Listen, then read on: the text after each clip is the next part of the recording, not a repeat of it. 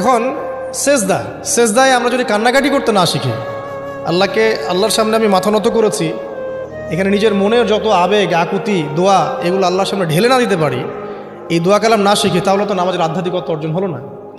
সাহাবীরা কেমন করে নামাজ পড়তেন যে নামাজ পড়ার পরেও তাদের গা থেকে তীর বের করা যায়? কিভাবে তারা নামাজ পড়তেন? তাহলে নবী সাল্লাল্লাহু আলাইহি ওয়াসাল্লাম কীভাবে নামাজ পড়তেন যে নামাজ পড়ার ফলে তার পা মোবারক ফুলে যেত? এক রাকাতে তিনি 4 পারা কোরআন তেলাওয়াত করতে পারলেন কিভাবে?